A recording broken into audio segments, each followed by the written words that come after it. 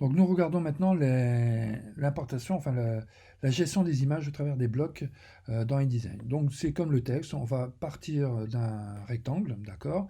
Donc toujours dans l'idée que nous avons une mise en page déjà créée et imposée. Donc nous avons le rectangle, bien sûr nous n'allons pas mettre de couleur, mais dans ce rectangle nous allons mettre une image. Donc l'image, vous sélectionnez, alors ici on va prendre deux objets, voilà, ok, d'accord. Donc ici, hop, annuler. Je vais enlever les mises en forme, contour, voilà, 0. Donc voilà, le but du jeu n'étant pas de voir les objets, mais de voir ce qu'ils contiennent. Alors, je sais pas, il ne veut pas se fermer. Bon, voilà. Ok. Donc je vais prendre celui-ci, voilà, je sélectionne et je vais par le menu fichier importer. Voilà, tout simplement, je vais importer. Donc voilà, dans mon espace de travail. Alors bon, ce qui diffère par rapport au PC et le Mac, c'est que le Mac là, il me met tout. Alors j'ai pas besoin de tout, d'accord? J'ai besoin que des images. Donc voilà, je prends ouvrir. Ok. Voilà. Alors bien sûr, l'image que j'étais cherché comme ça sur Internet, une photo, elle a une certaine résolution, une certaine taille. Donc ici, elle a sa taille et résolution normale. Donc on peut remarquer que ici, voilà, je ne la vois pas dans son entier. Alors, quand je prends le centre, vous voyez, je déplace et vous pouvez voir un trait, un cadre de couleur. Donc ici, elle est, on va dire, jaune moutarde. En fait, c'est mon image, c'est la taille de mon image. Et on voit bien que cette taille d'image est beaucoup plus grande que la taille du bloc. On peut dire que le bloc est une fenêtre. Je regarde au travers de cette fenêtre une image qui est plus grande. Alors bien sûr, je peux modifier la taille de cette image sans modifier la taille du bloc. Alors il y a plusieurs façons de faire. Donc ici, je suis bien avec l'outil de sélection simple. On va changer, on va passer avec l'outil de sélection directe. Voilà. Et quand je clique à l'intérieur, vous voyez la taille de mon image qui reste visible avec des points d'accroche. Eh bien, je vais prendre un point d'accroche, si j'y arrive, voilà. Et vous voyez, alors attention, là, je transforme et je déforme mon image. Donc avec la touche majuscule pour garder les proportions, d'accord? Et on va pouvoir remarquer ici, voilà, que voilà, je suis en train de redimensionner mon image. Alors vous allez dire, ouais, mais bon, ici, mon image, elle est dans un bloc. Hein, ce bloc ici que j'identifie avec une couleur, on va l'identifier comme ça avec une couleur. Voilà. Et elle ne rentre pas totalement dans... Enfin, elle rentre... Soit elle est plus grande, soit elle est plus petite. Elle n'est pas ajustée. Donc on va pouvoir ici ajuster. Donc je prends mon bloc, alors avec l'outil de sélection simple, hein, je désélectionne, voilà, et je fais clic droit de la souris. Donc sur Mac, c'est double doigt sur le ThinkPad. Et j'ai ajustement. Alors ici, on a différentes possibilités d'ajustement. Donc bon, c'est écrit, hein, remplir proportionnellement, et ainsi de suite. Donc n'oubliez pas que vous avez les touches commande Z ou CTRL Z pour annuler, parce que souvent on fait un choix qui n'est pas celui que l'on désire. Donc centrer au contenu.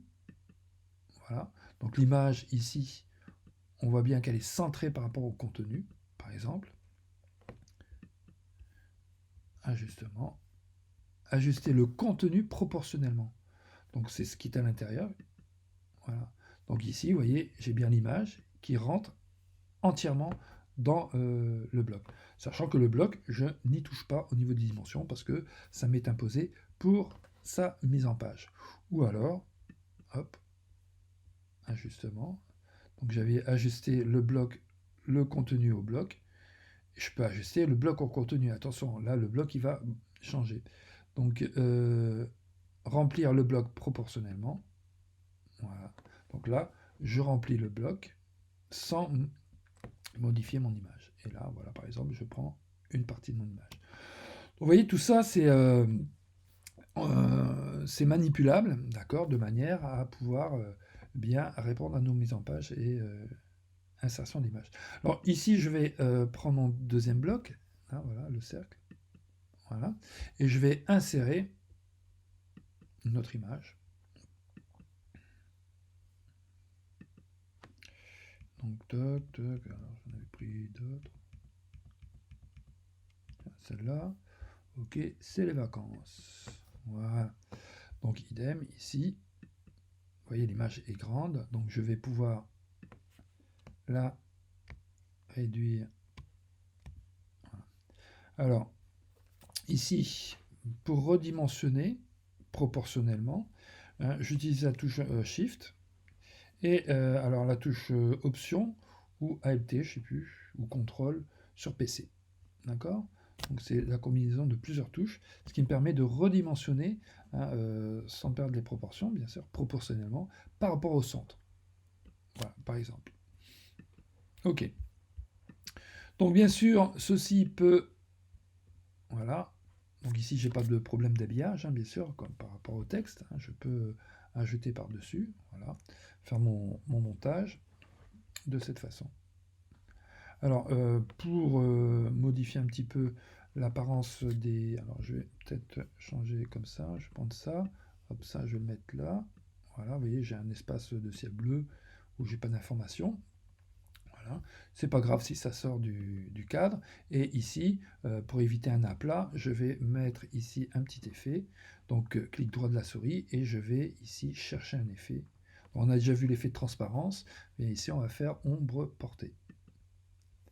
Donc l'ombre portée est bien à l'objet dans sa totalité. Bon, j'ai bien sûr l'aperçu hein, que j'ai coché ici pour bien me rendre compte. Et je peux bien sûr ici voilà, augmenter. Je peux opacifier ou pas. Voilà, si c'est trop sombre, et ainsi de suite. Donc là, on peut s'amuser avec pas mal de réglages. Voilà, ce qui permet de voir l'objet de cette façon. Donc quand vous traitez ceci, vous avez besoin d'un aperçu. Donc l'aperçu imprimerie, hein, vous l'avez ici tout en bas. C'est celui-là, non c'est celui-là, je sais plus. Options d'affichage, voilà. Donc j'ouvre, donc ça c'est pas celui-là, ça doit être l'autre alors. Voilà, clic droit de la souris et aperçu. Voilà. Donc on verra ici, hein, il y a différents modes à quoi il sert. Donc ici bien sûr on voit plus les marges, c'est tel que ce sera imprimé. On peut travailler sur cet aperçu, d'accord. Ça c'est suivant votre convenance. Donc voilà, et on va voir après comment modifier encore plus ces images.